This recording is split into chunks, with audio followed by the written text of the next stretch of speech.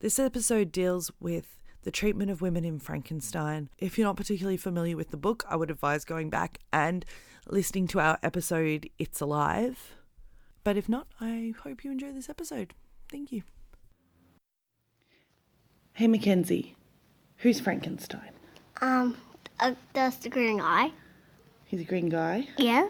What's he do? Try to find a girl. A girl? What girl? That's the same girl as him. Oh, okay. So he's a green guy who tries to find a green girl, is that right? Mm-hmm. Very cool.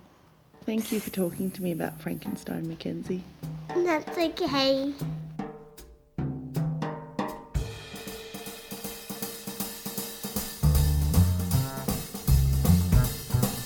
Hello, and welcome to the FrankenPod, a podcast stitched together from the corpses of mystery, noir, and gothic literature and cinema. I'm Morgan, and as you can probably tell, I've got a bit of a cold today. I haven't been particularly well this week, so it's going to be a pretty short one. So today I want to talk about the missing women in Frankenstein. The women that are almost entirely absent by design from what is arguably an effective feminist narrative. Right from the outset, we are aware of a woman who gets no voice, a woman whose name we know and her reading habits, but not much else. Walton's sister, Margaret Seville. We know that her brother treats her like a kind of dull repository for his thoughts and feelings. He is patronising and self-obsessed in the extreme, which is kind of excusable if we view her simply as a vehicle for exposition. Frankenstein is an epistolary novel, uses found texts or texts that serve another purpose, such as a letter to further the plot. So for Walton to ask a bunch of questions that he expected to be answered by his sister in the next correspondence, that might not make for such a dynamic narrative. But then again, Walton is likely to have been deliberately positioned as an ambitious and self-centered dude whose laser focus on his goals puts the lives of his crew at stake. Walton's framing narrative is indicative of how the book will continue, at least into Victor Frankenstein's narrative. Victor establishes his origins in the beginning with the courtship of his mother and father, which has some interesting power and age dynamics at play. But the more important message that we are supposed to take from this story is that Victor's dad is generous and his mum is gorgeous, wonderful, and dead. The death of his mother has a huge impact on the young Victor, as you'd expect. And somehow this poor girl that they quote-unquote saved from a poor household has become the Frankenstein household surrogate mother. This girl is called Elizabeth Lavenza. Elizabeth is one of the female characters that we sort of get to know. She is pretty and pure. Victor is very keen that we know these facts. He is also very keen that we know that she was saved by his family and is therefore his property. We know she has a keen sense of justice and truth, as evidenced by her outrage at the trial of Justine. During this trial, Victor was mooching around thinking to himself how hard his life is, while this young girl is on trial, about to be hung for a death that is in no way her fault. Not to mention about the fact that while Victor is talking about how horrible all this is for him, his little brother has been murdered, and everyone is going through a decent amount of trauma as they trusted Justine to look after little William.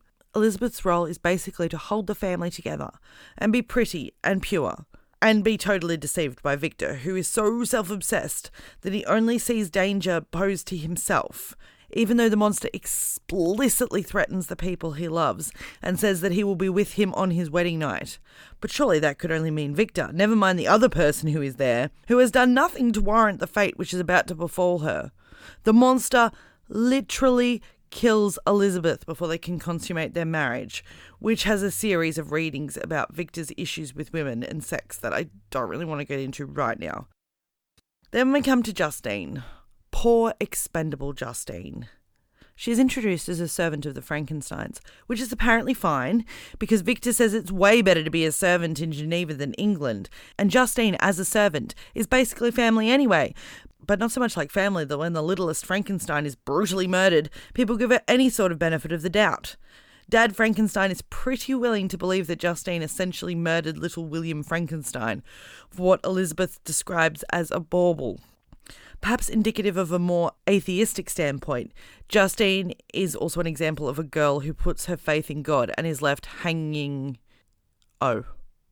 shit, I didn't realise I wrote in that unfortunate pun. Sorry? Victor knows it was his creature that did it. He knows that Justine is innocent. But does he do anything about it? Of course not, citing the old, "oh, people will think I'm crazy" shtick. Here's an idea, Victor. Give it a try. This 16-year-old's life is at stake.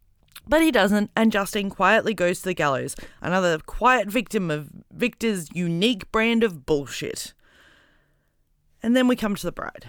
The bride, the creature that has become almost as iconic as her betrothed creature, does not get to utter a single line. In fact, she barely exists at all. She is an object rather than a person, a lifeless solution to the problem that the creature poses for Victor. Victor does not hesitate in destroying her once he is fixated on the damage that she could do as a being capable of procreation. If she rejected her mate, if she produced offspring, if she showed any agency or diverted from the planned course of her existence, then that existence becomes untenable. This untapped potential of this ominous anti-character is what makes her such rich fodder for adaptation and expansion of the Frankenstein mythos. As a feminist text that shows the dangers of a male-centric view of the world, Frankenstein, or the modern-day Prometheus, is pretty on point and merciless. The treatment of the women is deliberately egregious. We aren't supposed to look at Victor and go, what a swell masculine guy who totally knew everything and had everything under control, enriching the lives of those around him. It's a good thing such a stand-up guy was around so the little women folk don't have to worry their pretty little heads about anything except being maternal and keeping quiet. It's a good thing they had such a strong and noble protector around. Thank you for listening to the FrankenPod.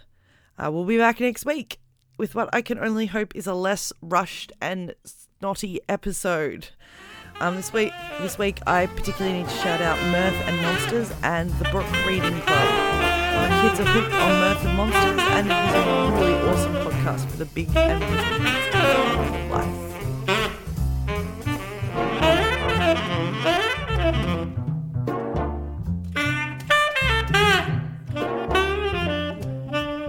Frankenstein is a scientist who made a monster that people call Frankenstein, but that monster is actually called stuff like the monster, the creation, stuff like that.